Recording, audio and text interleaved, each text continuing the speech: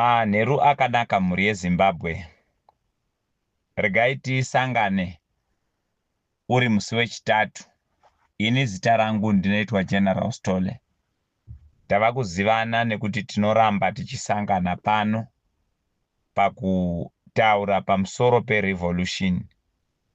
Isu takazama kutsanangura kuti our struggle is not about power. Our struggle is about progress.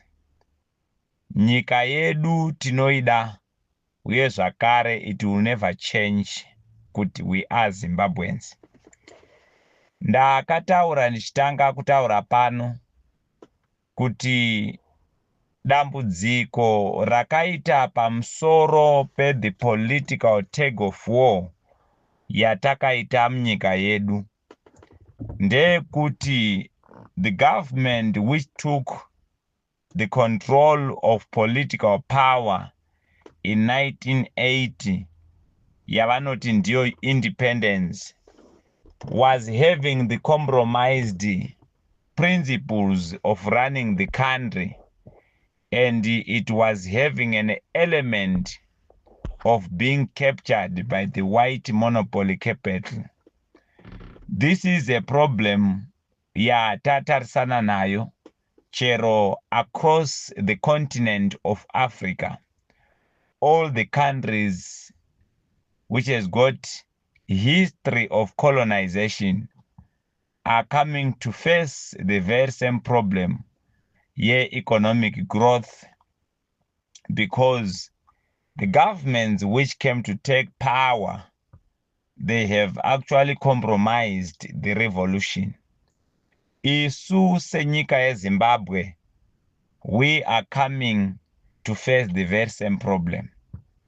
Ndakataura ndikati ini macomrades vakarwa hondo yerusununguko, mukagara navo pasi vachakutaurirai kuti chakanyaradza hondo hakuziri kuhwina asi negotiations. Pane macomrades mamwe vakaenda kumajere vakanzi vakasungwa, vakazorilizwa, vakanzi endai munojoina macomrades musango, kana masvika ikoko imi you are called the nationalists. Hondo yedu vari kunetseka nhasi vana Mujibha navana Chimbwido, kusanganisira vese war veterans vakatakura gidi, vane mavanga mapfudzi ekutakura gidi rekurwa nemuchena. Vese ikoko vakabva vasina chavainacho. Ndivo vamwe vatiri kunetseka nawo, vakamira mumabhengi mumitsetse vachitsvaga $20 avari kupihwa nehurumende mwedzi nemwedzi kuti ive the upkeep. Vamwe vacho ndo vazhinji vamuri kuona vari kufa vachigara mumikuku nekuda kwekuti havana chavakazowana. Vamwe ndo vamakanzwa vachitsanangura pano kuti takavhetwa more than 42 times in the 45 years dzatawana kuzvitonga, asi pasina chatiinacho. Vamwe ndo vamuri kuona vari kutsvaga a recognition paration inenge ichipihwa nenyika kuti vagonewo kuwana zvinopihwa, asi ndo vamuri kunzwa vachiti havana chavari kuwana nekuda kwecorruption.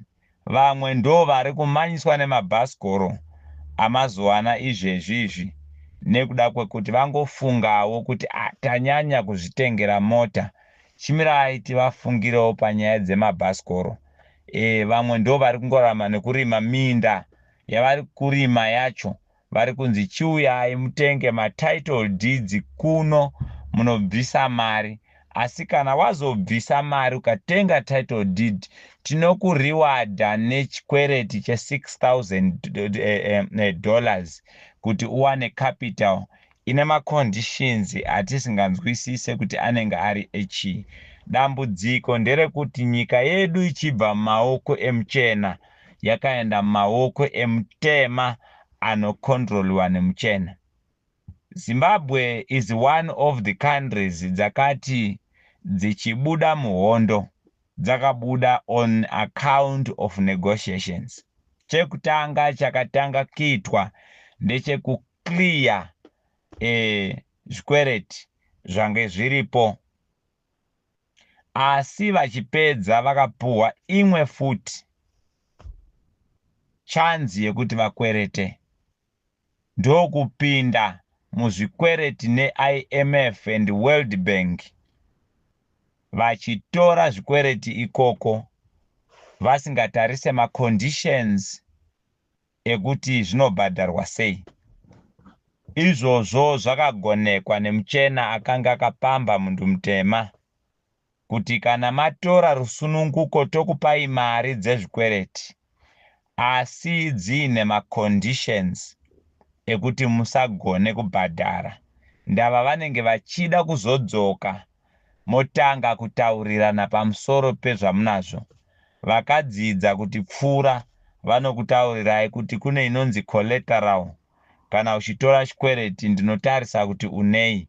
Saka hakuna nyika yemuAfrica isina kuqualifya chikwereti neWorld Bank and IMF nekuda kwekuti vane mari dziri muvhu dzavasingazive kuti vanodziita sei. 2-3 years down the line vahakwa nezvikwereti havachakwanisi kubhadhara. Mari dzacho dzavakatora hadzina zvakare zvadzakashanda, because anga ari mahungry lion achangobva musango vachitsvaga nzira dzekuti vanoraramawo upenyu hwakanaka sei. Saka yakapfachurwa mari yese necorruption. Ndosaka muchiona kuti we are owing a lot of billions kunana World Bank and IMF uko, but nanhasi uno hatina zvipatara nekuda kwekuti mari idzodzo dzakabiwa zvakare nevari kushanda mugovernment zvikananda, vakaenda zvakare kudzokera kwavakanoikwereta ikoko ndokwavakanotenga dzimba, kwavakanoikwereta ikoko ndokwavakatanga kunoinvesta zvakare kuitira kuti kana vapedza kutonga vanoraramira ikoko.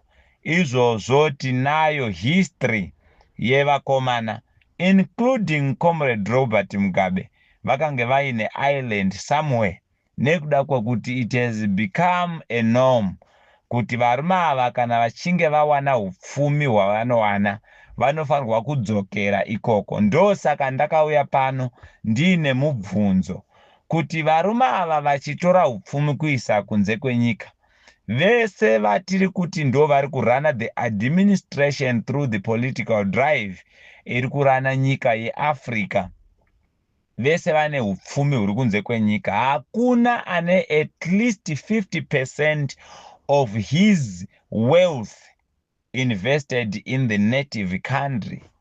Vese vane mari dziri kunze kwenyika. Vanotya kuvhura makambani munyika mavo kuti vaemploye youth yavari kutungamirira. Vanotya kuvaka infrastructure munyika mavo kuti vagone kubeautifya nyika yavanotungamirira. Vanotya kuinvesta mubanking system yemunyika mavo kuti vagone kuita quick access. Nhasi kuenda kumuzarabani, mwana ari kumuzarabani doesn't know kuti ATM inoshanda sei, let alone macomrades vakabva kuhondo. Vamwe vacho kumutora kumuisa paATM haagoni. Ukaona nyika ine civilization zvokuti unotuma mwana ane 10 years kuno withdraw mari iri pamushina, inotori necompromisation yaitika pamusoro peindependence yavo kuti vaintegrate mashandiro avanenge vachiita nevarungu kuti varegedze kubuda munyika idzodzo, kuti varambe vachimaintaina the civilization and infrastructure development inenge ichiita zvakafanana neSouth Africa. That is why makaona President Cyril Ramaphosa had to go kuAmerica kunogara naDonald Trump. Vanotaura ivo straight in front of him to say isu ANC neDA takabatana kuti tigone kuvharira EFF and Mkondo weSizwe. But what does EFF and Mkondo weSizwe represent? The issue is on the aggressive recovery of the economic control. That is why mchinzwa EFF ine 7 non-negotiable cardinal pillars dzinotaura nezve land expropriation without compensation, nationalizing of the strategic sectors of the economy, vachitaura nezve zvese zvavanotaura pa7 non-negotiable cardinal pillars zvinobatsira vana vemuZimbabwe, zvinobatsira vana vemuAfrica. Sorry, nemistake. Chese chinosimudzira mutema chinorwiswa zvakare ne-the capital monopoly. Saka nyika yedu yeZimbabwe taita dambudziko kuti mukazvitarisa vatungamiriri vazhinji vari kuacta as the project managers of the smart colonization iri kuiteka across Africa, and they have got a network. Ndo saka mchiona kuti South Africa iri kuchemawo nezvigananda semachemero atiri kuita muZimbabwe. Mukaendawo kuMozambique inochemawo nezvigananda semachemero atiri kuita muZimbabwe. KuNigeria vanochemawo nezvigananda semachemero atiri kuita muZimbabwe, nekuda kwekuti the zvigananda drive type of governance inoshandiswa to externalize and loot the minerals, which is the strength of the economy, inogona kuchengeta vana. Saka we will see vatema vatakatarisana navo. As of now, togona kutaura nezva President Mnangagwa, togona kutaura nezve cabinet yavo, tinogona kutaura nezve system yese ari kutamba political play. Zimbabwe has got a different approach. Nekuda kwekuti varume ava vakatengesa zvinokosha pavakasaina the independence agreement yavakazouya nayo kuLancaster House. They sacrificed the economic control over the political power. Vakazouya vachigara mumaoffices. Ndo saka makaona takaita a delay yeland reform, because they wanted to abide to the 10-year plan yavakanga vatenderana nayo. Over excitement yekuti taakunogara mumaoffices tiite zvemotogate. Vamwe vakanga vari ikoko zvikatozokonzera kuti vauye vava mamillionaires. Vamwe ndo vanoona macompany shares mumacompanies ema-westerners. Nasi uno unonzwa kuti president we-African country is a shareholder to a McDonald's yakaitwa 1902 kana 19 something kuEngland. Mama wana sei? Macomrades vakarwa hondo vanozviziva kuti Edgar Tekere akabvunza mubvunzo kumacomrades kuti varume tanga tiri tese kuhondo, pati tadzoka, imi mari dzedzimba kuBorodale nemabenzi amakufamba nawo mange madziwana kupi tine 5 years tiri mupower? Inhau dzekuti we compromised the ethics and values. So the deal iripo ndekungotora upfumi hwenyika vachibudisa kunze zvichinobenefita mchena. There is a massive industrialization to the Western counterparts vatinoshanda navo. That is the same with China. All of these people, they have got machineries, inventory, and they have got massive industrial and production sectors in their countries. But zvavanoda kuproduce zviri kuda upfumi hwedu isu huri muvhu. Ndo saka mchiona tichinzi gold, platinum, ese minerals atinawo, ma diamonds, lithium and everything. It is because zvese zviri kuno kuAfrica. Hondo yerusununguko yatsva madzibaba edu ari kunetseka nhasi, vamwe vatakaviga, varwa nekuda kwekuti kuba kwezvatinazvo kwakanga kwakufamba neudzvanyiriri, zvange zvakukonzera kuti mutema haapinde mune muchena. Toilet inoshandiswa nemuchena haipindwe nemutema. Hondo ikasimuka, vakaona kuti no, colonization haichaiti. They captured our other brothers kuti vagone kuva the front men, acting as the project managers. Zvatipa nhamo yatiinayo nhasi. Saka tinorwadziwa kuti taakuona kuti a pure man like President Emmerson Mnangagwa munofara kutungamirira nyika ine vana vari kuita tag of war on the political platform yekufaitira power to such a point that you invest much into protecting power while you are killing the future. President Mnangagwa, the presiding person of the country's biggest political party, which happens to be the revolutionary movement.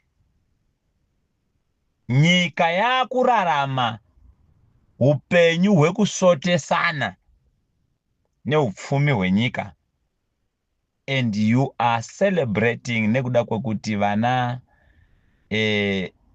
Sindi Varakashi, including the national spokesperson and secretary for information of ZANU-PF, vanotaura mashoko ekusotesa mhuri yeZimbabwe ndava you are in power. Vana veZimbabwe havana chavari kuchemera. Kudai maisotesa nekutivakira zvipatara, hataiita dambudziko.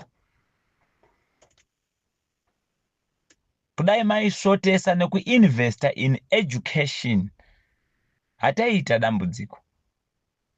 Nhasi tanzwa kuti kuchikombedzuko, kuchipahlela, headmaster akuenda mudzimba mevabereki kuti anotora zvipfuyo nezvinobatika kuvana vari kukwereta.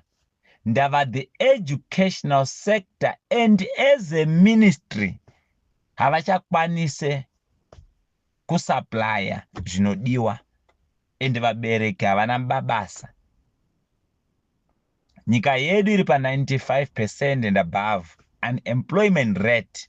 Basa ririmo chivenda nokutengesa airtime graduates. Apart from that, Comrade Mnangagwa, 3/4 of your graduates, technocrats who must actually contribute to the growth of the economy in the country and the national development, vanobuda kunze kwenyika. We are the biggest suppliers of the human resources to other countries which are doing better than us.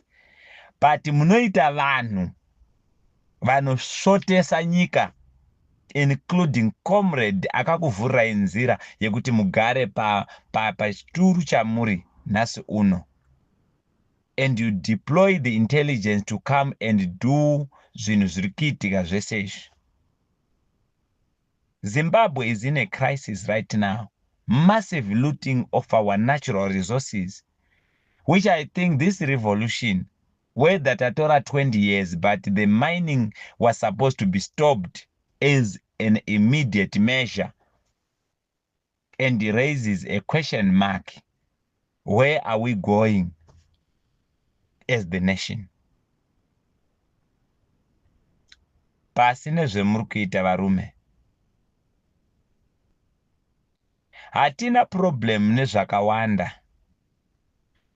Dai mahospitals edu agadzirwa across the nation, kudai kuri kuti madrugs anowanikwa mishonga, macivil servants edu akawana mari, youth iri kukura yopihwa mabasa, chero tikashanda kugadzira mafuta atinodya, ndava mune mari kachivhurai kamafactory acho, kana bailai macompanies ari kuvhara vana okay iwayo, bail them out nemari dzamuinadzo idzodzo zvaitaurwa naComrade Mudiwa Makuseni. Vana vangoramba vachienda kumabasa.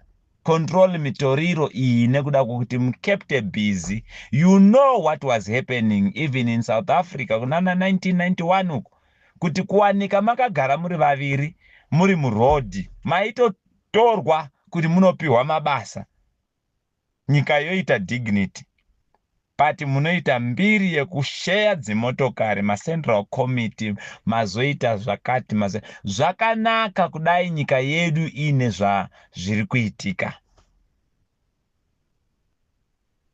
President Mnangagwa is failing to run this country. ZANU-PF as a whole must go. Corruption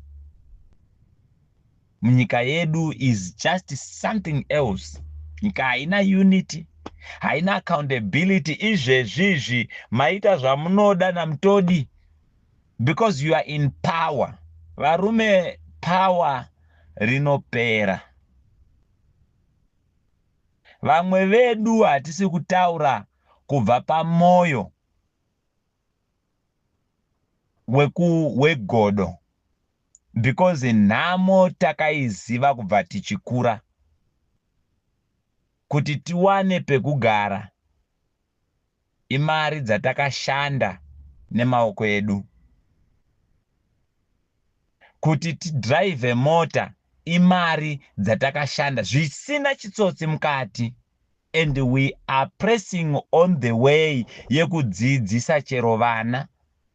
Vanoziva kurara vasina kudya, vanoziva kuenda kuchikoro neshangu dzakamweka. And vabereki vedu vanoziva kuti kurudzira kuti mwanangu iti one step ahead because they were grounded. So we are talking from the experience yekunetseka tinozviziva. Hatisiri kuti tipei, ndosaka tichiti tipei mukana tizvishandire because we need to be our own heroes. You are failing to run this country. There is no unity in the country, no accountability, no progress. But mune vamwe vanenge vachiti nyika yeZimbabwe yakanaka. This massive social imbalance yatinayo is a sign of failing from your side. Izvezvi makavharira mwana, ndava you are in fear kuti power rinoenda. Nyoka yamabhunu is an orphan. Haana mai, haana baba. They depend on their own. Only two sisters dzainadzo ndidzo dziri kumanya nekunetseka. Toda kutenda Comrade nezuro takakumbira mari tichiti tiri kushota ne6,000. The only response takaiwana kubva kuZimbabwe, taiwana kubva kuZimbabwe. A Comrade madonata $10. Mwari vakuitirei zvakanaka. We are still fighting.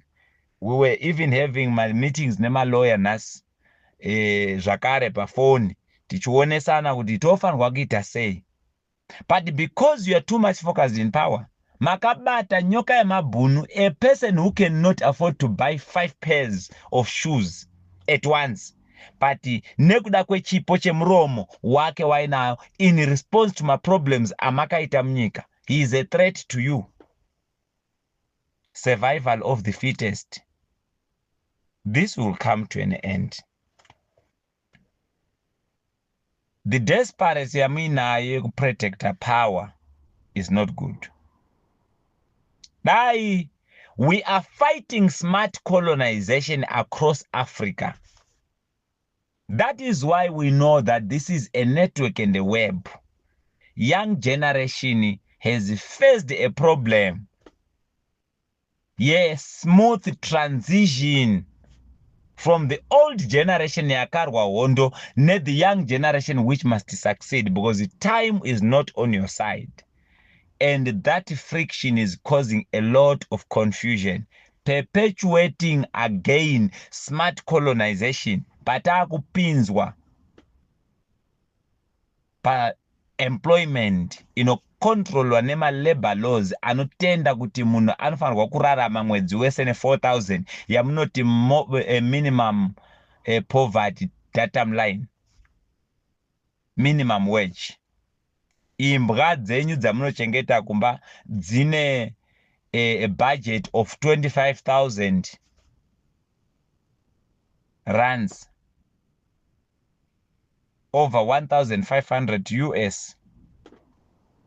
Munhu ane vana 5 ndiye muri kupa 5,000 equivalent of 250 US dollar kuti ararame nemhuri aine vana vaviri vari kuuniversity. Kana taakuchema mobva mati maita godo, ZANU-PF icharamba ichitonga. Chimbwido anofa achishayiwa mushonga muchipatara, moti imimi inyaya yegodo, mangopa munhu asina zvaaita mota ye190,000 mobva mamupa 100,000 pamusoro. Ticha anoita 20 years asina kuwana $100 increase. Imimi moti muri kungoenderera mberi muchitonga. Taakunzwa kuti kwakutotrainwa nema-private army. Atigoni kuzviramba, marumazi ari kufamba sichokwadi, because you are busy creating ma-parallel structures. Tine ma-ministries amakaisa ari pamutemo in government anofanirwa kuita take care of the issues zino-affecta ma-ministries iwayo. But makugadzira ma-parallel structures in the name of 4ED schemes. Ministry of Education oti gamuchire mari inofanirwa kutoiwana ichiuya through the teachers for ED. Ma-pastors chaiyo ma-non-governmental organization nema-faith-based organizations are for ED again. Takutofanirwa kutowana pastors for ED. Varume, iyi nyika imaitadze. Asi Mwari nguva yavo ndoichakwana. Wikino Chivayo anofamba achiita zvanhu atinei naye. But the point is kuti zviri kuitika, we understand kuti this web iri kubata the white monopoly capital, because you are the custodians of their system. Isystem yemuchena chete yaiti vashoma ngavaite mari, vazhinji ngavanetseke. Ndio yamakangobatana nhasi. Kuti vanochema vazhinji and vane mari ndo vanosimudzirana. Ndio zviri kungoitika muZimbabwe. Isi ndo system yatiri kuti ngaiwe pasi. Takamuona mukomana wenyu amuri kushandisa kuti ndiye the chief project manager of the white monopoly capital. Imi kandimi muri kutora upfumi muchiendesa kunze kwenyika vachigadzira maringi ouya otengeswa muZimbabwe. China ke yapenda nezvainotogona inounza ma-reject chete. So we are the suppliers of the raw minerals, the raw materials, and we are the marketplace of the finished products. In any case, isusu tingori ma-reject. Zvatiri kuti, what does that serve to us as the young generation? What is the future? Stop protecting power and start protecting the future. That is why dingindira redu isupa revolution ino ya babageza yatiri kusapota isusu. Tiri kuti whether he is in good faith or he is not in good faith, but we are standing to defend the national resources, to protect the future. Nyaya isiri patiri. Saka kundipa GD6 is useless.